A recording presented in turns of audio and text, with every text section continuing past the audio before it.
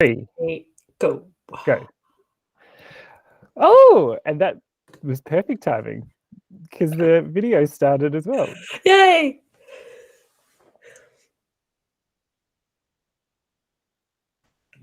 Oh no, it froze. Oh no. Ready? Are you there? Yeah.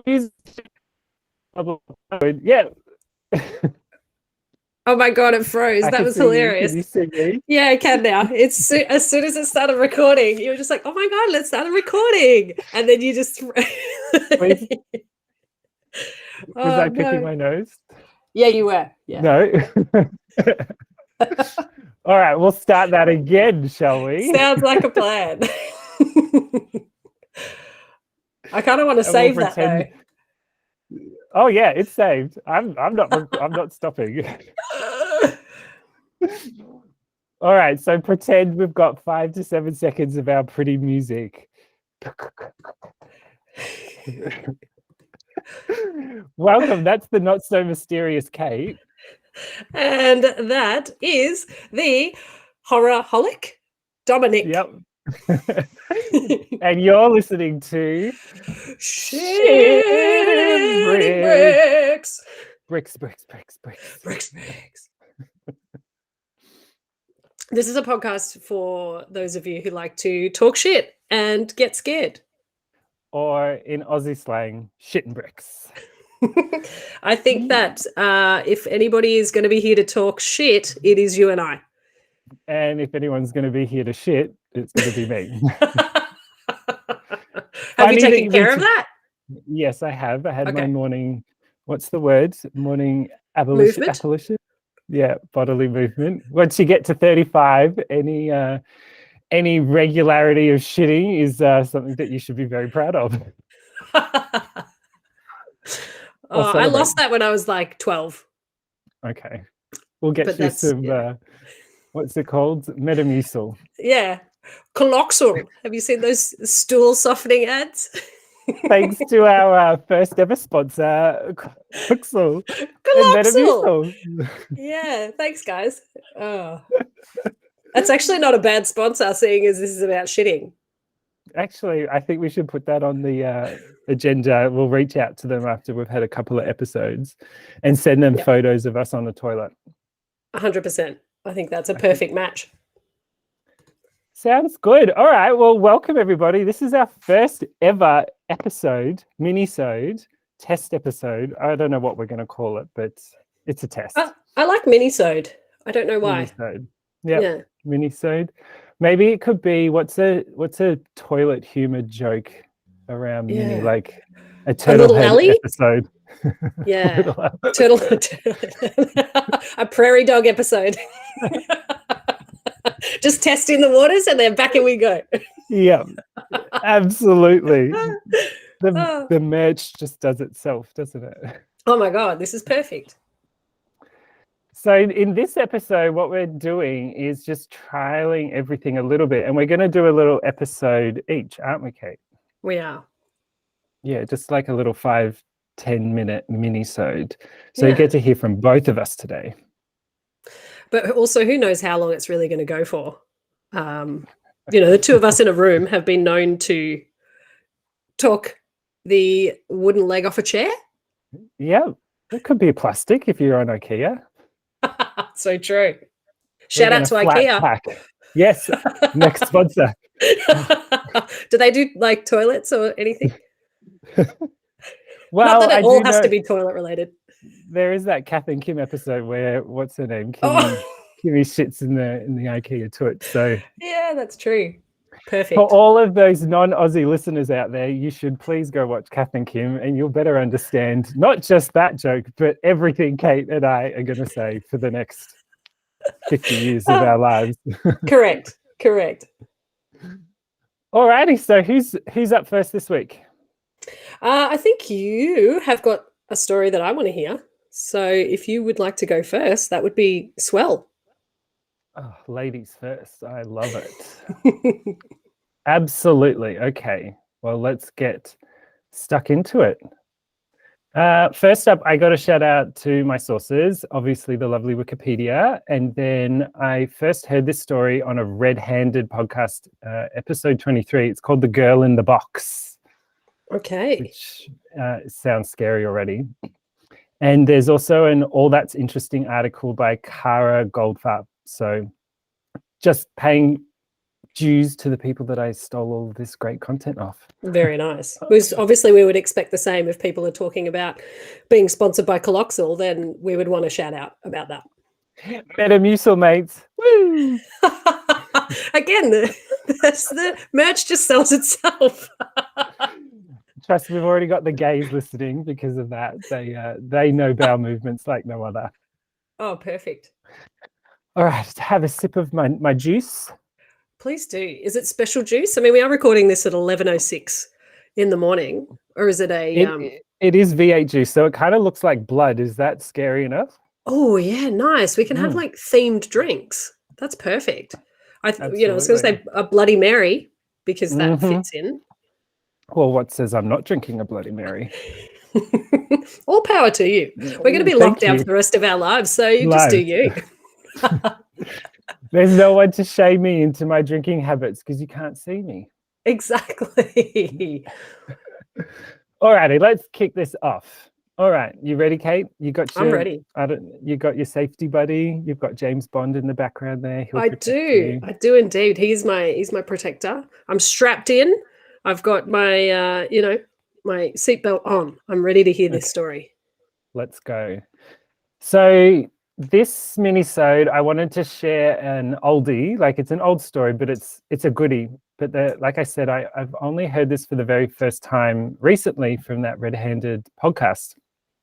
And it's pretty well known, but regardless, it has like all the trademark things that scare the absolute shit out of me. It's that kind of broad daylight, happens right in front of your face. It's all psychological. There's near miss escapes, sort of like a survival story, which, nothing gets my heart rate going. Absolutely. I feel as if the daylight stuff, because when you think about these kinds of stories that I'm imagining this is where it's going, you think that can't happen to me. That won't happen to me. And it's daytime, or I'm only scared at nighttime. But the stuff that just breaks those, little doubts in your mind, that's when it starts to become real. So I'm ready. I'm ready for this. Yeah. Well, this has got it all. So buckle up. A bit of a pre-warning though, domestic and sexual abuse especially, but not limited to women, is an epidemic in itself. This story contains some pretty disturbing details. So please, if you are listening, look to your local support networks. There is absolutely help out there and within reach. Yep, absolutely. Just had to put that proviso. Okay, let's go. I've said that 10 times already, but let's go. I like it though. We're really going like it's just let's go. Every little thing we're going to go with. I like that. Let's go. In the mid-70s in California, can you just imagine the corduroy from head to toe and the Farrah Fawcett hair, which, by the way, Kate, you would look so sexy with Farrah Fawcett hair. I think we both would. Oh, my God. Actually, can I even say that? You're kind of my cousin, which, I don't know, is an incest joke too early on in the piece. That's all right. I don't know if there's, I feel like we're already what? We're 8 minutes into this podcast. That's fine. I think that's right. I think between the sort of 5 to 10 minute is where you can throw the incest jokes. I'm comfortable with that. Let's see if we can get a sponsor for that too. Oh God. I could just do a really easy, South America, down South America joke or something like that, but it's just too easy pickings. We don't want to alienate anyone just yet. Yeah, that's it. Okay, so it's the mid-70s or late 70s in California, 1977, in fact. And Colleen Stan was a 20-year-old, typical, fun-loving, free-spirited young woman. She had planned to hitchhike from her home in Eugene, Oregon, to a friend's place in Northern California where she was heading to for a birthday party. All seems pretty straightforward, pretty typical in the 70s to be hitchhiking. Yeah. And out on the road, a seemingly innocent, nerdy-looking fella named Cameron Hooker and his family decided to pull over and offer her a ride. Now, Colleen stated that she was like a really experienced hitchhiker and she'd already allowed 2 rides to go past her before accepting the ride from Hooker. So sounds like she kind of knew what she was doing or had some intuition on what to look out for. So maybe I'm not condoning hitchhiking or anything. I'm not judging people either, but it sounds like she kind of had a bit of a vibe of what to watch out for. Yeah, that's it. She was being a little bit picky. So maybe she Yeah. sort of, had that idea of what she was looking for. And she described him as sort of like a nerdy looking, fella. And he had his wife and a child in the car. So she says she reportedly felt really confident climbing into the blue van because Hooker's wife, Janice, and their baby were in the car as well. Kate, have you ever hitchhiked before? No, and it's not it's not common in Australia at all. But what I did find, I went over to New Zealand and it's very common there. I was staying in Queenstown and it's very sort of a small city. Yeah. So it was very, seemed quite straightforward for a lot of tourists and hitchhikers and stuff to be around. So that was really the only time I've kind of seen it. How about you? Have you hitchhiked before?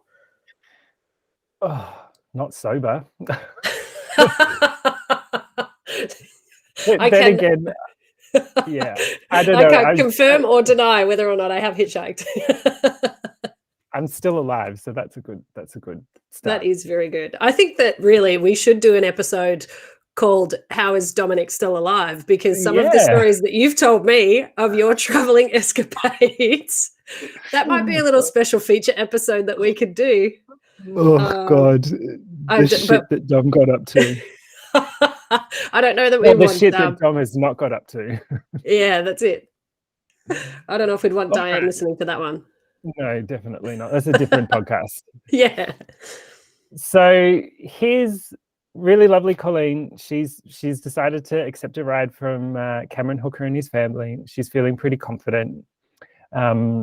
She would later say, like when they stopped at a gas station along the way, Colleen kind of paused and she took the chance to go to the restroom. And she said, at that moment, a voice told me to run and jump out the window and never look back.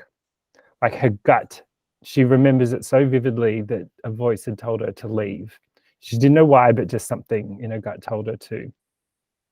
But she said she kind of calmed her fears and then she just went back to the car. She didn't want to appear rude. On paper, there was nothing really suspicious to warrant her leaving, but it was so strong that she mentions it constantly in interviews that something told her that she should get out of there as quickly as she could. But she didn't. And she went back to the car and she jumped in the back and she noticed on the bench seat where she was sitting, it wasn't there before, but there was a rather odd looking wooden box just placed next to her seat. It wasn't there before. And, she didn't think too much of it. Like, it's just a wooden box. How scary can that be? Anyway, so not long after leaving and once they were sort of alone in this isolated area, Hooker decided to pull off the highway because in his words, they needed to make a short stop and see like the sights or something. And Colleen didn't want to object again. She didn't want to be rude. So she'd later recall that as the family got out of the car, she decided to stay behind and wait, just leave them to their time. And she watched as Janice and her baby walked off into the bush. And she remembers briefly losing sight of Cameron. So in an instant, he would actually push his way into the back seat of the car and put a knife to Colleen's throat. It just happened instantly. And that's when things kind of got really super creepy from there.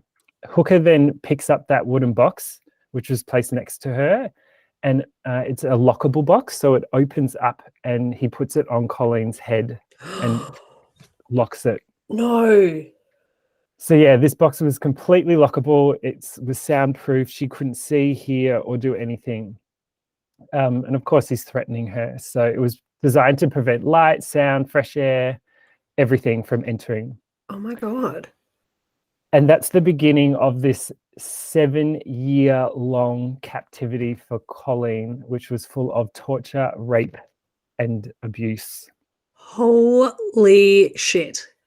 In an instant. So I've kind of broken, well, not broken the cardinal rule of storytelling, but this is a short story, so I'm feeding you a bit more information more quickly than usual. But yeah, 7 long years. Oh my God. I don't know this story. So for those people listening, I like the idea that we're surprising each other with our little stories a little bit. But that sounds like the absolute worst nightmare. Even just the box on the head, like that in itself is enough to make me freak out. It's very unique, right? You know, I know there's lots of kidnapping stories out there, but this is something already, I think you can tell that this is something that has been planned in a way, or is beyond just a kidnapping or like a hostage sort of situation. This is someone that's built a purpose-made box to like sensory deprivate, well, I don't even know the word, but like deprivate, that's the word. That's it. So God knows only what's going to happen to her next, and it all just happened really, really quickly. So what's kind of a bit of backstory, and then also what's going to happen over the next 7 years. So before this, Cameron had met Janice when she was like a really young, impressionable girl from a really strict religious family. Obviously, he was like a really charming and manipulative man from the beginning, as he convinced Janice's family that he was like super respectable. Now I'm talking sort of middle-aged teenage years here. She was never allowed to talk to boys. She'd never dated before. It was kind of evangelical, kind of religious family here. So, but somehow he had convinced these parents to let Janice go out on a date. And on their first date, he managed to convince Janice to strip down naked, let him tie her to a tree, and whip her. Okay. So I know that sounds like a huge jump, but the ladies in the Red Hand podcast talked about how she had no reference point of what dating was, what any of this was to her. She had been so repressed as a child that, and he was such a charming man that I guess it's kind of hard to picture, but I think, he was able to convince her that this is normal. This is what part of dating is, or this is what the role of a woman is. Wow. I think that that's something as well when you start to realize, and I feel as if the more research that we've been doing, Dom, is people do weird shit. Human beings do weird things. There are people that are chemically imbalanced. There are people that are, raised in traumatic childhoods and homes, and they're surrounded by people who, treat them a certain way. So that's their norm. We are fortunate because we grew up in, one of the greatest, most supportive family environments out there. But that's one of the things that's really kind of popped out to me is you think it can't happen and you don't know how someone could do that, but it happens, and it's mind-blowing. I think it gives you an idea of what this guy Cameron was really like. And this cycle of brainwashing and abuse towards Janice would continue for years and years to come. She herself would just learn to accept it. But it did get to a sort of a point where until they sort of agreed that he could go ahead and capture a sex slave to take Janice's place. Because up until then, Cameron had been using Janice to act out all of his sort of sexual bondage fantasies, towards her. So her survival sort of kicked in, and she started to, I have no doubt, was in love with this man, but also for her own sort of survival, negotiated with him and convinced him to get somebody else, or maybe he convinced her. So it's already a horrible situation before even Colleen gets into the story. But that's sort of a bit of backstory about Janice and Cameron. But where Colleen comes into it, the rule was for her to be this new sexual slave, there was to be no penetrative sex with Cameron's Okay. new slave. So according to the agreement, but this would obviously later change. On her first night of the kidnapping, Colleen was strung up by her hands. She was physically attacked by Cameron, and then she was left blindfolded and suspended while the pair had sex below her. God. So it's just from 0 to 100. It's just, Yeah. I can't imagine you hitchhiking to your best friend's birthday and then boom, box on your head, strung up, abused, all of this. And we're only on day 1.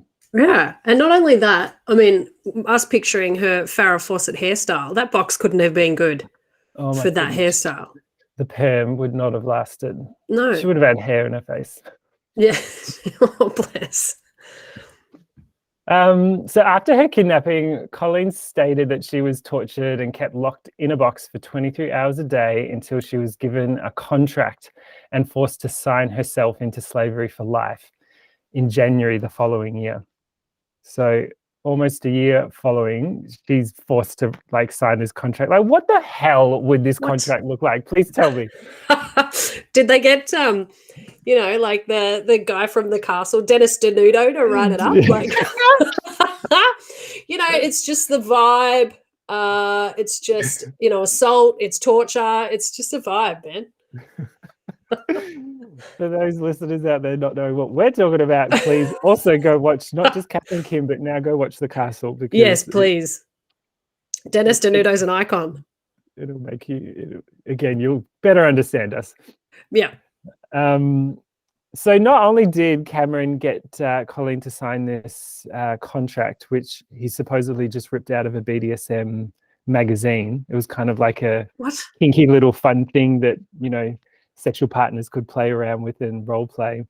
He ripped it out and he actually made it for real. But Cameron also led her to believe that she was being watched by this really large, powerful organization called The Company. And this company would painfully torture her and harm her family if she ever tried to escape. Wow. Props for like The Company. That's super creative. Like, it's almost like the only, better name would be like The Group. Yeah. Or like the Naughty Boys. The Naughty Boys will get you. Oh, it's the ALP. The Liberal Party of Australia. Oh man, I wonder if she got texts from Craig Kelly. That's such a niche joke. No one except for anybody that lives in Melbourne right now would have any clue what we're talking about. Even some people that live in Melbourne wouldn't know, but yeah, I rate that joke. I thought that was pretty good. I loved it. He's texting me right now, actually. Yeah, exactly. I've just started a bit of witty banter. Like every time I find a little meme or something, I'll just send it to him. He can have some memes. He can have plenty of rude fingers. Yes, he can. Oh God, sorry, I digress. So that's the setup. Here's the scenario, right? She's been brainwashed over time to be a slave. There's punishment if she tries to escape. And, we're whipping through the story really quickly, but I want to keep reminding everyone that this isn't something that happened in a couple of days. This is 23 hours a day locked in a box and just being fed these lies and these threats that if she tries to escape. So, yeah. So Colleen, she was subsequently became a slave, a full-blown slave, and she was to be referred to as Kay. And she was forced to call Cameron master, and she was not allowed to talk without permission at all. He started raping her with items at the house as to avoid his agreement with Janice. Oh my God. But things obviously, they would escalate. Following this, the Hooker family moved to a mobile home in Red Bluff with Colleen, where she was, so they moved into like a trailer home sort of situation. So they had a lot less space. So where do they keep her this whole time? They would keep her locked in a wooden box under the couple's waterbed in the bedroom. So Jesus. Cameron and Janice would be asleep above her every single night, and she'd just have to crawl in voluntarily in this man-made box under the waterbed. Oh, God. 4 years. So I don't even like if there's a little bit of sort of, noise in my environment when I go to sleep. It's very particular. And I don't know that a box under a waterbed would suit my needs. yeah, you've got Janice and Cameron farting through a waterbed throughout the night. Like, what would that even sound like? And any slight movement, it's just like no, there's nothing. That's actually something that that I enjoy about this story. Naturally, the content that we are covering is horrific, but the thoughts of these sadistic, awful human beings trying to, hop into a waterbed in a way that's scary or intimidating, you just can't do it. So in a sense, I enjoy that breaks up that horrendous nature of these humans, is them trying to hop into a waterbed. Wibble wobble on a waterbed. All right. So Colleen said that her faith in God and belief in a chance of escape helped her survive. Her greatest fear was obviously the company, which, Cameron would reinforce daily. To avoid painful punishments, Colleen tried to comply with his commandments and to show off and feed his sort of power play obsession, his ability to really control women, not tie her up, but psychologically control this woman. He would later relax his rules, allowing her to go out for a jog or to work in the yard. She'd care for the family's children in the mobile home, and she'd even help him build bigger accommodations and extensions onto this mobile home, like an underground dungeon, more slaves. So he clearly had planned to do more of this. Yeah. And we'll come back to that in a little bit. So even with an open door, neighbors, and a telephone, she made absolutely no attempt to escape. As according to Colleen, her fear of the company really kept her from seeking help. She really did believe that something terrible would happen to her family if she tried to leave. And I think that raises a really good point about what Stockholm syndrome is. And, we don't have time to go into the medical definitions and everything of that. There's lots of great stories around Stockholm syndrome, but I think you would, over time, I think I would just learn to accept. Well, yeah, look, it's, it's a, what's that saying? The, unstoppable force against an unmovable object. You just don't have an option. You just need to do whatever it would take to start to, fit into whatever that life is, honestly. And I feel as though that's sort of something that we've spoken about planning this podcast is what can your mind do? What would your mind do if put into these sorts of situations? And I think realistically, that is what scares people. That's what scares me. That's what probably scares the majority of our listeners. That, what would you do if you were put in this situation? And you can't comprehend it until you're put into that situation. So it's frightening what the human mind is capable of. And she's right there. She technically could leave, but she can't. Very scary. So most shockingly, Colleen, she was even allowed to visit her family by herself in 1981. So this started in 1977. 4 years later, she was allowed to go visit her family. And Cameron set this up. In fact, Cameron played the sort of dutiful boyfriend that was trying to convince his girlfriend who she's ignored her family for 4 years. He's doing the right thing by sending her back home so they can see that she's okay. Oh my God. So she had lived in terror for so long and was so convinced of this immediate danger to her family that she didn't reveal her situation due to what she thought the consequences would be. Her family thought she was involved in a cult because of her homemade clothes and lack of money and absence of communication over the years. She was also really thin and sort of pale. Yeah. But they didn't want to pressure her when she got there because they would just fear that she would leave forever or never contact them again. Yeah. And it's really creepy. If you go into this story a bit more, there's photos of of them together, and she's smiling and just, pretending that this is all fine and normal. God. So she got to visit her family the first day on her own, and then the next day she returned again for a second visit with Cameron, posing as a boyfriend. And at the later trial, Colleen explained that she was happy about visiting her family, who were therefore able to take a photograph of her, and they were, her and Cameron, and they were like happily smiling together. It's so eerie seeing that photo, because you know what's going on. What's going on? Mm. Far out. Ugh. Gross. And they had to set up like a flash and a stand, and like photos back then were not on your phone, babe.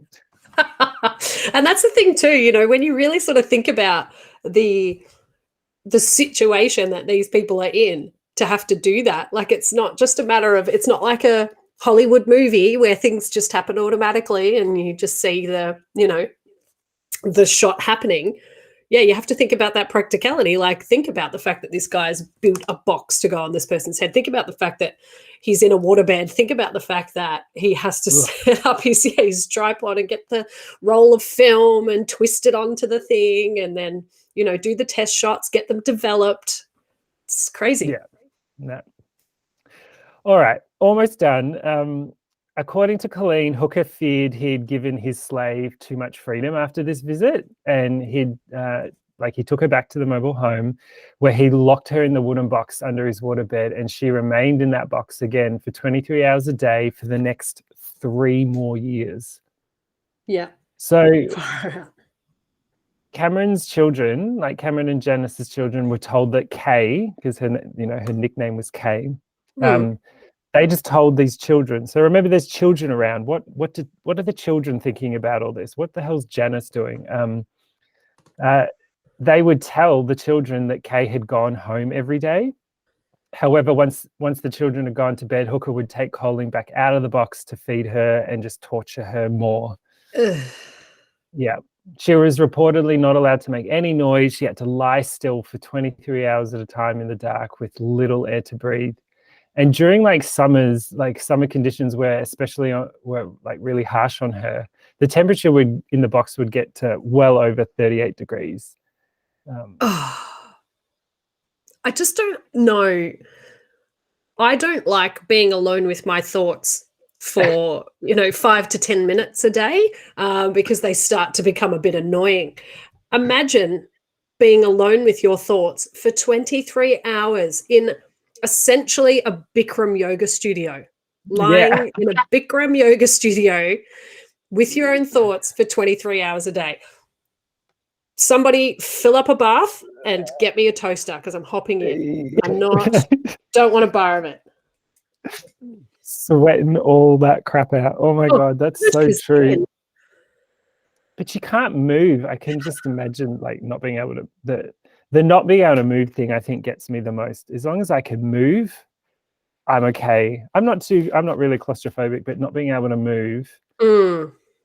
I mean, my thoughts scare me as well. You do not want to be in my head for 23 seconds, let alone 23 hours. Same. Blech. Goodness me. All right. So it wasn't until 1983 that Colleen was reintroduced to the children and the neighbors at the house again. So she was allowed to go she was even allowed to go get a job as a maid at a hotel. Hooker really wanted Colleen to become his second wife in a way, which was a bit of a turning point for our dear friend Janice. And I don't want to hate on Janice too much. I know she is complying with a lot of this, but it's why I gave that backstory. She was almost as much a prisoner. Yeah. Bless her. Yeah, in a way. But yeah, anyway. But the fact that Cameron was sort of upping the ante a little bit and wanting to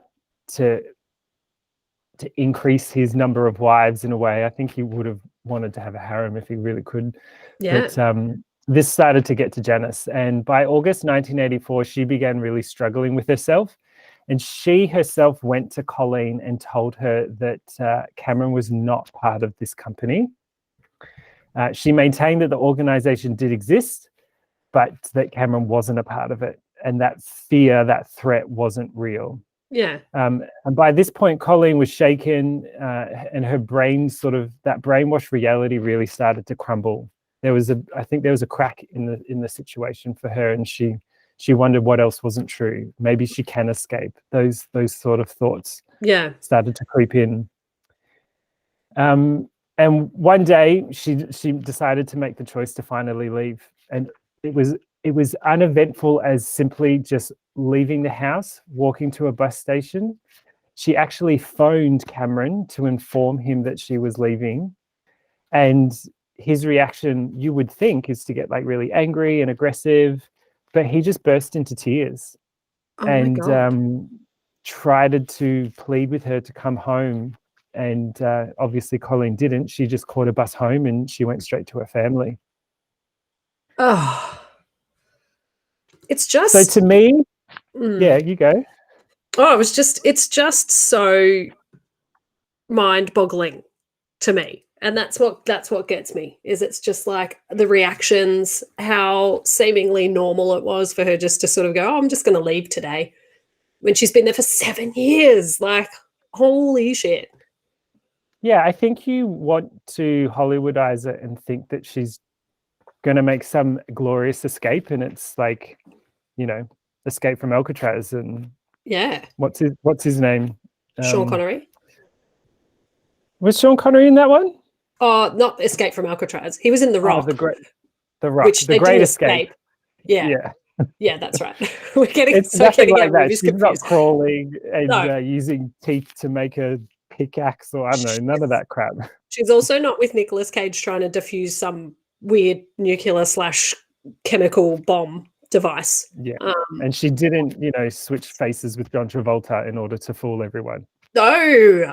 God, but wouldn't that have been an ending? Like, that would have been something that, far out. Yeah, none of that happened. And I think that's why it really goes back to the element of either Stockholm or just, I think there was genuine a form of love or connection or, relationship between all three of these people, these adults, that his reaction is to cry, not to get angry. Yeah. And that even, in the months that followed, she didn't even contact the police straight away. And she continued to call Cameron regularly. She explained this at the trial by saying that she wanted to give Hooker and Janice's requests to sort of a chance to reform. She wanted to give them a second chance. Yeah. And that's that psychological element here. They had completely brainwashed this woman to not only not leave, but not dob them in. Not be a dibber-dobber. Yeah. Wow. Amma. Dibber-dobbers wear chocolate nappies, did you know, Dom? Yeah. It's always going to come back to shitting bricks, doesn't it? Yeah, that was a good one. That's almost like a natural ending. Yeah. Every story we tell has got to end up with some sort of telling on someone or shit. Sorry, that's not the case in this story. So as it turns out, 3 months later, after Colleen had escaped, Janice actually reported her husband to the police. It wasn't Colleen. She informed the Lieutenant Jerry. Love you, Lieutenant Jerry. Jerry D. Brown. Go LJ. Of the Red Bluff Police, that Cameron had kidnapped, tortured, and murdered another woman named Marie Elizabeth Spanacki. I'm not sure if I'm pronouncing that correctly. Spanhake, Spanacki. And Marie, she had actually disappeared on January 31st, 1976. So that was the year before Colleen had been taken. And Colleen would later say that she found a semi-damaged, destroyed, burnt photo of Marie in the box that she was kept hidden in. So very scary that this wasn't even the first time that Cameron and Janice had done this. Sadly, authorities were unable to locate the remains of Marie, and due to the lack of physical proof, no murder charge was ever brought. So it's still a mystery. He's never been charged for what happened to Marie. What? But the damage was done, and soon Colleen's story obviously came to light. So this is where it all falls apart. Yeah. Chris Hatcher, Terry Hatcher's brother. I loved her in Tomorrow Never Dies. Great Yep. blonde girl, even though like 80% of her scenes were cut. And 80% of her face is not real. But... Sorry, Terry, we love you. We actually do love you. Also, we should mention we're sponsored by Terry Hatcher. So that's not very nice of us to throw her under the bus like that. Sorry, Terry. Yep. She does great dresses and necklaces, and she has a curling iron because her hair in Tomorrow Never Dies is amazing. Yeah, it's so good. So good. I'll have Terry Hatcher hair and you can have Farrah Fawcett hair, and then we're done. I actually want Jane Fonda hair. Is that an option? Sure, fine. Okay. 70, 80-year-old Jane Fonda or any 70? Her hair's been pretty similar since, that Jane Fonda fitness record she released. I bet you if she has pubic hair, because she might not, but if she did, it would look amazing too. Can you imagine it's got like the little flick on the end of it? Yeah. Oh, love it. Underpants on, there's a cute little flick coming out the sides. I should apologize to Jane Fonda as well. I'm not doing a very good first impression, am I? No, I love it. We've so far thrown Terry Hatcher under the bus. I don't think we threw Jane Fonda under the bus. I think that's just that's like us saying she's stunning. She's 142 years old and she's beautiful. Mm-hmm. And pubic hair is too. I'd swap sides for any of them. Yeah, fair. So back to Terry's brother, Chris. Yes. Chris Hatcher, a forensic psychologist and criminal profiler, testified for Cameron's prosecution at the state trial in 1985. And Janice actually testified against Cameron in exchange for full immunity. So in the end, Cameron was sentenced to consecutive prison terms totaling 104 years for sexual assaults, kidnapping, and using a knife in the process. Wow. But I don't want to weigh in too much on like the legal system in that country, but I feel like there's more that could have been said. Yeah. I mean, I feel like is appropriate. A sentence for the same amount of years as Jane Fonda's been alive. Mm-hmm. And interestingly enough, there is a statute of limitations for kidnapping, I believe, in the States.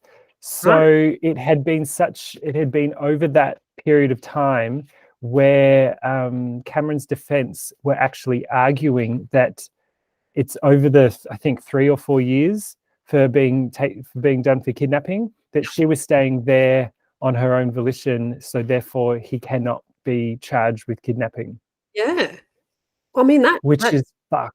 Yeah, it's fucked. It doesn't, it makes sense to me though. So in terms of a logical statute of limitations and the fact that she was staying there voluntarily, wow. So yeah, very interested. If you're at all interested, go read. There are hours of written material that you could read on the actual trial itself. It was really, really interesting. If you find this topic and how it all works, go do it. But yeah, he was convicted, which is a massive yay.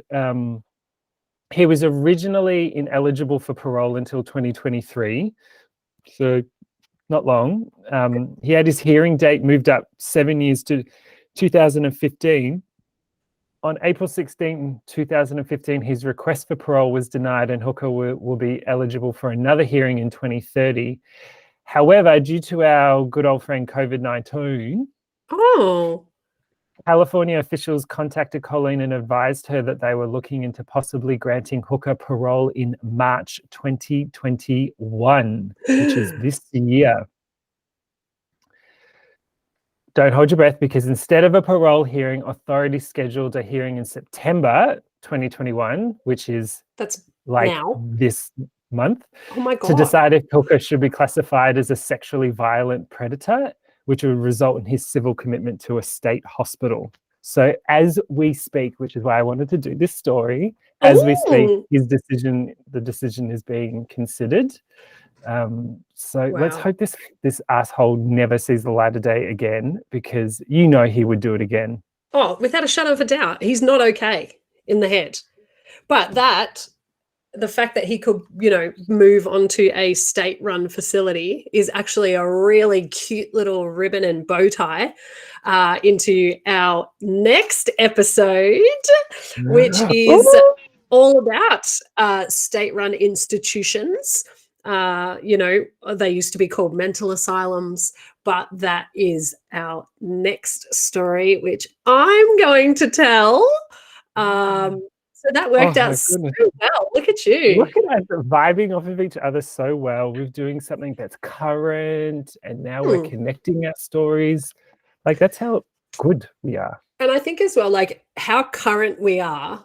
We have mentioned Metamucil, Coloxal, Terry Hatcher, Jane Fonda, all very current now, young, hip topics of conversation that are just really going to connect with that, Gen Z population, I think.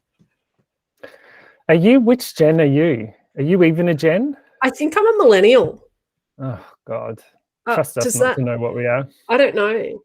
I did have avocado on toast for breakfast, so I think that just automatically makes me a millennial, doesn't it? I also can't afford a house.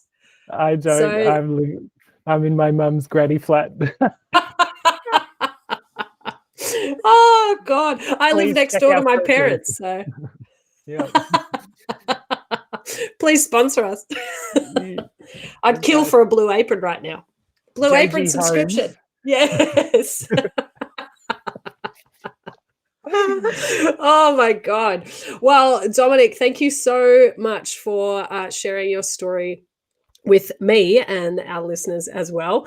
As I said, that cuts us in neatly to our next episode, which is going to be about, insane asylums, mental asylums. Again, what the brain is capable of, which seems to be a sort of common theme in some of our stories. But I want to thank you for telling your story, and I'm so excited for our next episode. And so am I. Yeah, thanks for the lovely shout out, Kate. I'm really glad to hear your story, and I do want to just reiterate to everybody. I know we're making fun of people and things and topics that would otherwise not normally be funny, but this is the way that we process and cope and share and grieve and improve all through the art form of comedy. So hopefully you're not offended. If you are, well, that's our sponsor's problem. So oh, sorry, Metamucil. Yeah, that's all right. There's plenty others out there that can. We got a sponsor and we lost a sponsor all in one episode. Oh my God. Geez, if we keep that up, we're going to be on to an absolute roll here. Kate, take us away. I cannot wait to hear your story, your first ever story on Shit and Bricks. Absolutely. Well, Dom, I might have to cut this one short because I have to go and have a shower because I have Chelsea coming over at 12:30. As my bubble buddy, but I can certainly do it for our next episode that we do. Sounds like a good idea. Let's do that. Big thanks to everyone for dialing in for our first ever test one. It's a bit messy, but we're going to find our flow eventually. Stay safe, wear a mask, get vaccinated. It's not hard. I did it. I've got the first Pfizer jab. Did you go Pfizer or AZ? I'm an AZ boy. AZ boy. But yes, a little prick never hurt anybody, but a big prick does. Yep. Couldn't agree more. All right. We'll see you next week. See you guys. Shit and bricks. All right. I've stopped my recording now. Sorry, Kate, I took way too long. No, that's fine. I'm just mindful because normally I would have all day, so I would be happy to talk. But today is one of the only days that I actually